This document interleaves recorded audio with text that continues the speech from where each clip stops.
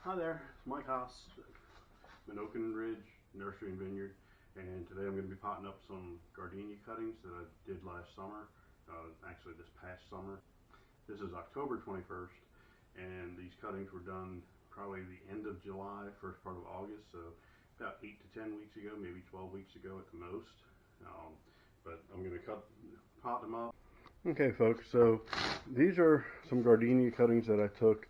They are probably about 10 weeks ago. I think I took them towards the end of July, first part of August. They've rooted pretty well. They look a lot yellow right now just because I've had them sitting out and they've gotten really dry.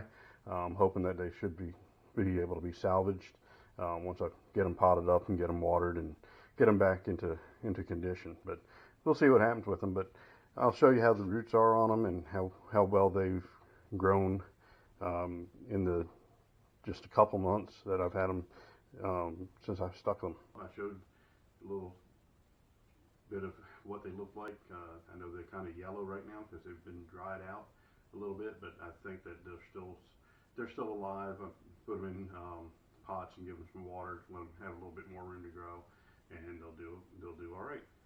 So first, I'm going to take the 1 gallon pots, fill them, and we'll go from there.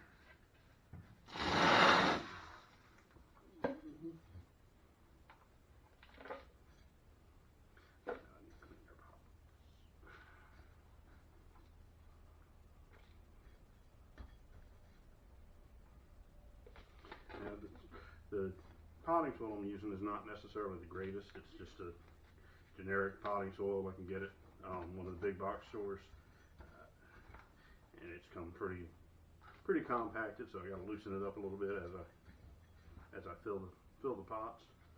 And what I'm going to do is press them back down inside the pot to get rid of any air pockets that I can. Top it off, and then put a little hole in the middle for the cutting to go into. I'll fill a few of these, and then I'll go ahead and pot some up.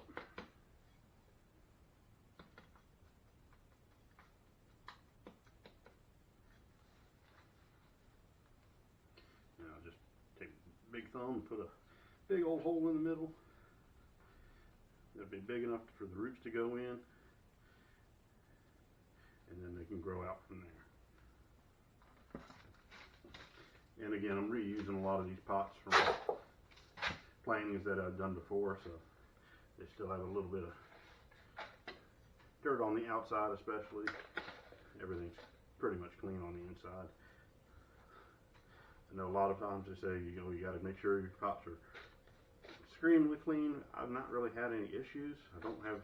Haven't seen any real diseases in any of my plants, so I'm not worried about spreading anything.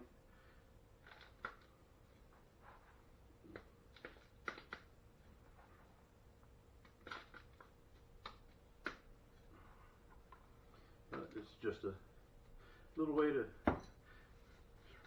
extend what I've got so I can grow more, sell more.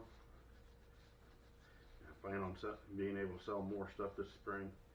I've gone through a few iterations of renovating my nursery, and I'll show you some pictures of that as we go along. But right now, I'm excited about the way these gardenias turned out. They really grew well, and so that got me encouraged to get a whole lot more going here this winter, and ready for spring. And I'm going to try to do some more with the hydrangeas.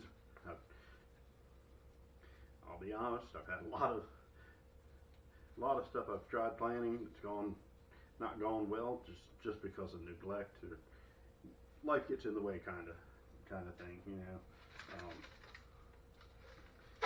You got the family, and just things happen.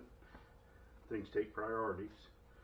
But if this is going to be my retirement project to get me out of the job I'm at now, within the next few years, I need to start taking it serious and start being more consistent with it, because consistency is the key to any success, anything you want to do, whether trying to play music or run a business or grow a garden, you just got to be consistent. You know, the garden I used to have was a pretty big garden, took a lot of work. I had to be out there pretty much every day, weeding it, expanding it, because start off with just a couple rows of something and then add other things to it every year, or every time I go out there, I'd be working to improve it. If you're not improving or growing, it's the same thing with any business too. If you're not improving or growing, you're dying. You're going backwards. So, nothing ventured, nothing gained.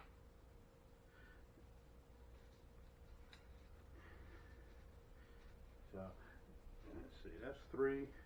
I'm gonna do one more, and then I'll go ahead and put them in, and start getting them planted, and then we'll go from there. And I'll make sure I water them in well, and they'll come back, and it should be fine. I've had a lot of plants that looked like they were dead. As long as you can find a little bit of life in them, you can usually bring them back. There's only a couple that have been too far gone that haven't been able to bring back and make into a pretty nice plant eventually. A lot of it is having patience, being patient with what you're doing, and being willing to take time, because you know, plants don't grow overnight. Sometimes they look like they do. You'll put them together one night and come back out a couple nights later and they've grown double their size.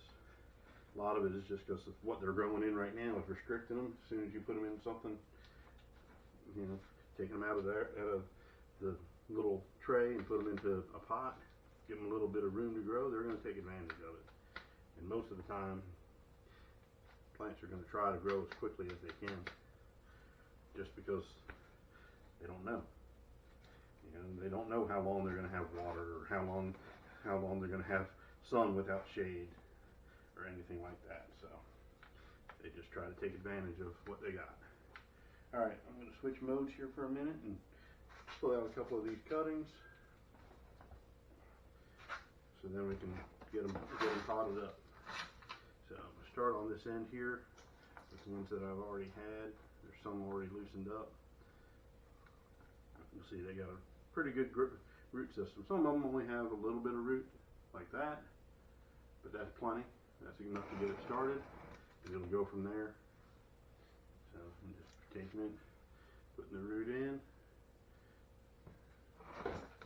As long as they don't fall out, I'm good. And then covering them up and pressing it down to get as much air out of it as possible. Make the roots so that they don't dry out. And when I get them all done, I'll go ahead and water them good. It's winter time, or almost winter time, getting close to it, so I'm not going to fertilize them. I'm not going to worry about putting any weed preventer on there right now. I usually just use the granular weed preventer, and that seems to work pretty good most of the summer, but I don't need to do it until early spring, probably right before our last frost. That way it'll be in place before anything starts to grow. So let's get another one out here.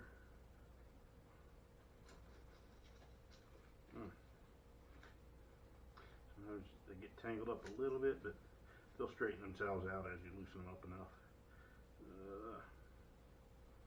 And trying not to break off the roots as much as you can. If you break one or two, it's not going to hurt it too much. It may just take it a little bit longer to recover, but not too much. And see, that still has a good amount of green in it, so it's not dried out. And plants will start taking the moisture from their leaves first. We had a good cold snap. Cold as in the mid-30s during the night, and only up in the 50s during the day for just a couple days. Wasn't very long, but it's enough to change the pattern on what the plants are doing, I guess.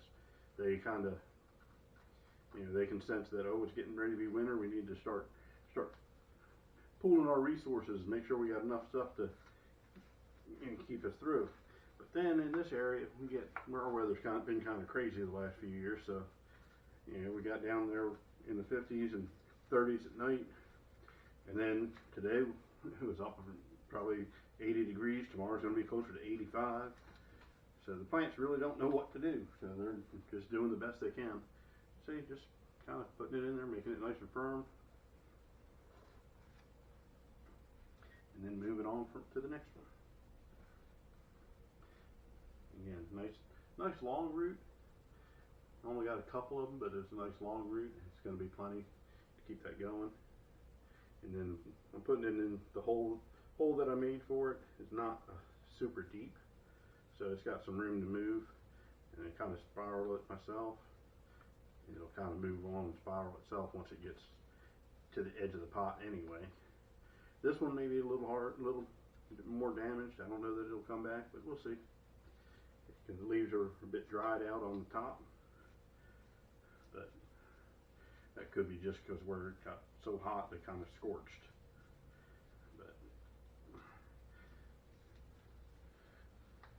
And that's about it. I mean, I'm gonna do one more, and then I'll wrap it up for today.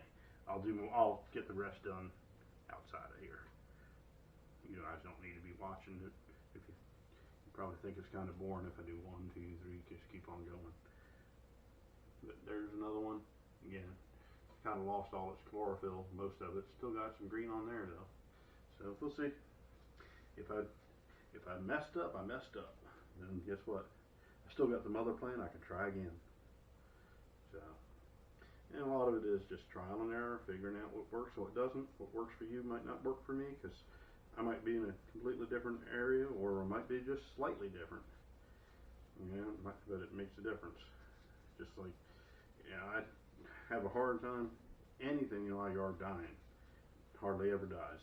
And it's just because the soil is really good, and I don't have a whole lot of heavy shade, so pretty much everything gets a good amount of sun in the morning, and then the other side gets a good amount of sun in the afternoon,